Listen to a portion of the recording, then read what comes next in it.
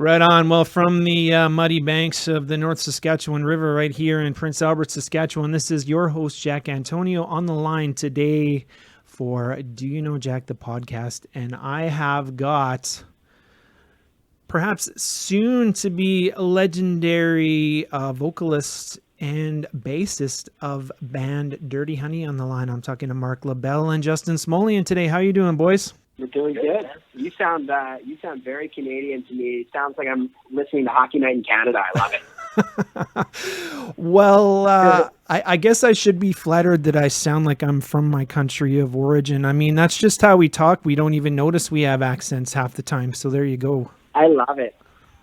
You sound like every. I love every hockey interview. It's basically the same interview, the intermission ones with the players. Yeah. They just want to get the feet and work their system, and hopefully they'll have success. That's pretty much how every interview goes. So if I ask you guys the same question, I mean, of course, you have been getting a lot of positive press lately. I mean,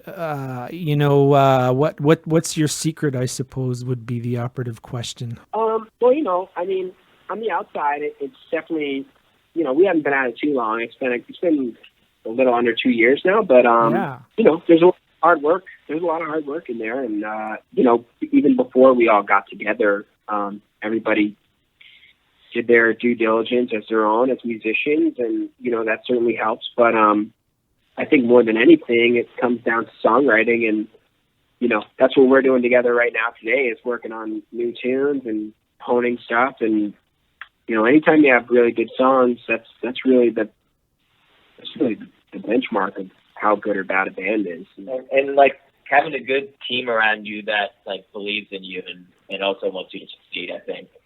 For sure, yeah. I mean, we got to give a lot of credit to our management and to our booking agents for getting us some good opportunities. But, a lot of people, I think we're ready for opportunity, Yeah. They say success is when luck and opportunity, meet. And, a lot of people try and put the cart before the horse and get a gig with, whoever, when they're not necessarily ready for it yet, Yeah. Well, now I'm glad you mentioned gigs because, of course, you guys just said you're in the studio, but I mean, you've managed to have quite the busy summer. I think you're just coming off some dates with Slash and Miles Kennedy, if my information serves me correctly. Yep, you're correct. Again, it was the second time we went out with them, and it was super memorable. And Slash had nothing but nice things to say to us, which was cool. No, it was so not fair. I was outside on the phone with my girlfriend, and Slash ran into Mark and our drummer Corey and totally gave them praise, and I'm so mad that I missed that. Yeah, Justin missed that one. That's what talking to the girlfriend after the show will do to you. But there's you missed out on that. But there's no bitterness and resentment. I mean, I was just gonna say now, it's rare on these tours that you get FaceTime with the headliner. Am I right? So to get that rare moment, like you guys were saying, must have been quite the thing. Yeah, no, I was honestly, I'm still on a high from that conversation, just because none of us really pushed ourselves into a weird talk with him or anybody in that camp. Honestly, you just kind of let it happen organically, and the way it happened and what he said was so unbelievably encouraging and sweet and nice and gracious and all those.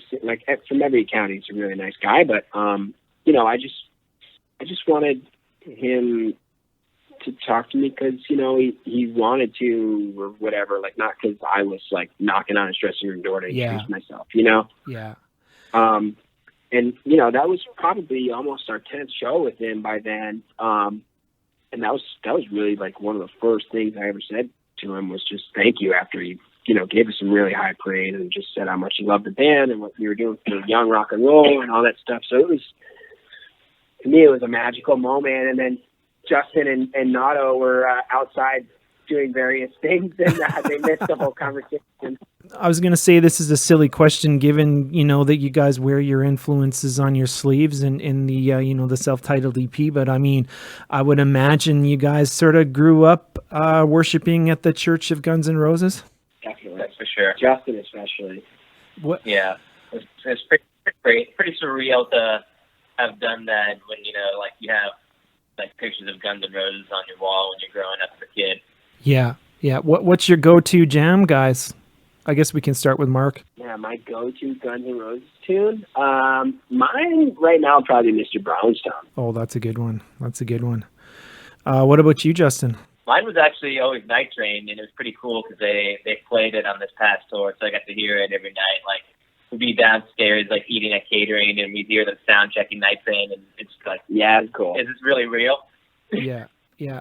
Well, now I'm not going to claim to be the world's, foremost authority or a tastemaker by any means, but I remember when that first Guns N' Roses record, Appetite for Destruction, dropped. I mean, you could just hear that this was a special and different record just right from the very first track all the way to the end.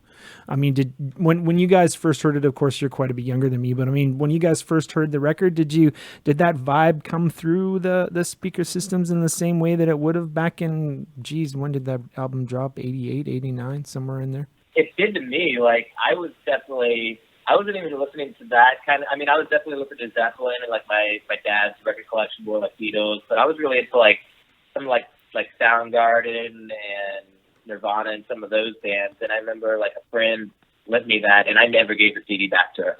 Like, it was my and it's just like I was just a Guns N' Roses fan. I'm going to play that style of music, and that actually got me more into like even going back. I was an Aerosmith fan already, but I kept that even more Aerosmith because I knew that was Slash's favorite band. And it's funny how those things, the other styles of music that you become hugely influenced by also. Yeah. It's interesting that Guns N' Roses is so legendary and they don't have that much music, like compared to like an Aerosmith or the Stones or like the Beatles or AC/DC. Like they have, comparatively, they almost have a quarter of the work that they did, but it speaks to how influential they were, Yeah, well, and I don't want to wade into the whole Chinese democracy debate.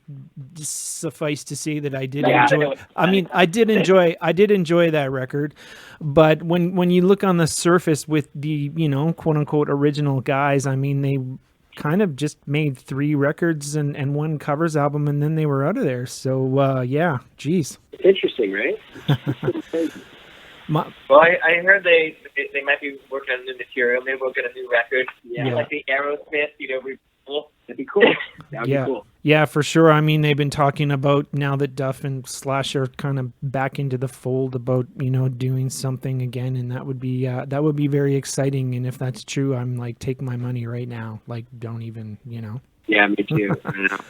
I always like that track, Get in the Ring, though. I think, it sort of has that punk rock. Get in the Ring, that's one of the best guitar solos ever at the beginning. Yeah, for sure. And it kind of like, they sort of have that punk rock vibe about them as well. I know most people want to compartmentalize Guns as being, sleaze rock, but Duff was in a lot of punk bands, in his earlier Seattle days, and I think Get in the Ring has a perfect sort of punk rock kind of fuck you vibe about it. Yeah. Duff is the man too. Yeah, that tune is definitely more punk than anything. I mean, I shouldn't be saying this because I'm sort of a member of the press, but I mean, how he goes at pretty much every rock magazine of any significance that would have been out back in the day with, quite aggressive vim and vigor always makes me smile a little. Me too. But, Guns N' Roses aside, I mean, it is a fascinating conversation. But back in March of this year, you guys headed, you were in Australia and you cut the 5-track EP, the self-titled EP, Dirty Honey. I mean, why Australia? I mean, I know the answer to this question, but my listeners probably don't. Yeah. So our producer, Nick Didia, who worked on records for Rage Against the Machine and STP and Pearl Jam, he lives out there, and when we decided we wanted to work with him, that was sort of the only prerequisite, is that he had to go to Australia, which to some musicians that are eager to travel and work with this guy, it wasn't really a big hurdle to get over. But we flew out there and made it happen. It was funny. He sent us a video, and we thought it was going to be of like the studio and everything, but it was pretty much just like a vacation video of like the beach and everything. Yeah, we were all like, yeah, we want to go there. Yeah, that looks cool. So I mean, that place was paradise, and I think we're going to go back there and do it again. But once you Google Byron Bay, Australia, and you see what it's about. Like, it's pretty much a no-brainer that you're going to go there. Yeah, well, I mean, did you go in with those 5 songs already down and you just sort of had to roll into the studio and get her done, or? We definitely did a lot of pre-production and sending like some demos over to him. And actually, the day that we sent him the full like pre-production demo, he was like, all right, like, because he was getting like voice memos and stuff, Yeah. like melodic as maybe just like, you know, I would sing into the phone like, oh, and there's like not a lot of depth into that recording at all. And then when you get like a full band recording that's like, you know, sort of properly recorded and certainly not mixed. Like, no, I mean, we did it in our garage, but it was not an iPhone. It was more realized ideas. And it's like, Yeah. okay, now we're talking. You know? But he definitely had his fingerprints all over. Yeah, well, and I mean, I was wondering, you know, to what extent Nick's fingerprints were on it. I mean, you know, in his role as a producer, what were you expecting of him, and you know, what was the actual result? I mean, we had some conversations with him over Skype, and very sweet guy, very personable, and like very like knowledgeable. He's an amazing engineer to begin with, but his expertise really came through when it came to like kicking us out of the studio and telling us to leave because like your job is done, and not letting us over protect ourselves. You know, I think our record comes off very alive and energetic in the way that Appetite did, or like Toys in the Attic, or like the early Zeppelin stuff did, because it's performance based. It's not perfection based. Yes. And it's cool. Like, one of the things that he was really helpful, among other things, was like arrangements. Like, we had rolled 7s together before we got out there, but there's the outro where it's kind of like a drum solo thing. Yeah. We had that in the middle of the song, and he moved that towards the end of the song. And we were like, oh, that's perfect. How we not have that there? And right after we figured out the arrangement, we did one take, and that's the drum and bass and rhythm guitar, I think, also possibly. Yeah. So it's pretty raw, you know? Yeah. You know, you can hear that we're like, oh, like, you know, improvising, but like on the edge of our seats because we're still trying to remember like the arrangement even.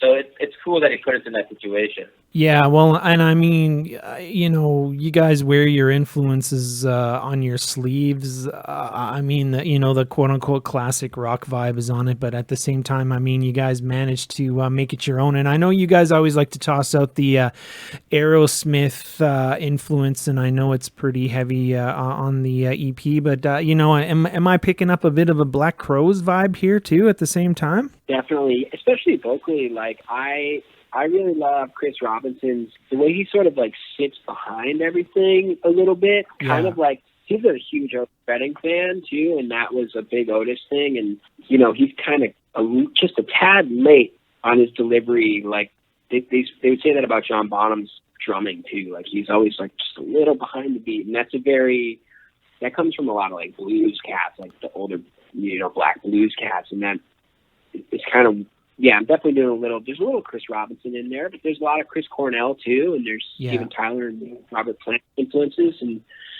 you know, that's my favorite thing when we talk to people like you and, you know, fans or whatever. There's not like one singular influence that people are like, oh, this fucking sounds like AC/DC. You know, it's like, it does sound a little bit like AC/DC, but there's other things in there too that make it fresh, you know, which is cool. That's a nice compliment you get. Yeah, I don't think there's anything wrong with bands like Greta Van Fleet who, you know, quite obviously wear the Led Zeppelin influences on their sleeves, and of course, you know, probably another band you guys often get compared to is Rival Sons. I mean, you know, what you seeing as you guys are so early in your career, I mean, would you ever consider sharing the stage with a couple of these bands and doing a kind of smaller level, you know, shows, kind of a circuit? We were talking about maybe doing a show with Rival Sons in LA because we're both LA based bands, but I don't know if that's happening or not. But yeah, I mean, I love Rival Sons and Greta Van Fleet too. I've really grown to like a lot since they, you know, since I saw them. I saw them in Denver about a year ago, and you know, we can play their asses off, and so can Rival Sons, and yeah, you know, it's like it's a good time for rock and roll again, which is cool. Yeah, for sure. I mean, the wind is definitely blowing in the right direction for bands like Dirty Honey, for sure. Yeah, we think so, and funny. I've been trying to get this song to the band called "Where the Wind Blows" for like 5 years or something, and you just that was a sign from God that you said that. I think. Well, there you go. It should be a very Guns N' Roses-esque like ballad, and I can't get these guys to sign off on it. Well, now you mentioned off the top, you guys are in the studio. So, I mean, or at least in the process of writing songs. So, I mean, can we expect something from Dirty Honey as early as 2020? Is that kind of in the cards for you guys? Oh, definitely in 2020 for sure. Yeah, definitely by then.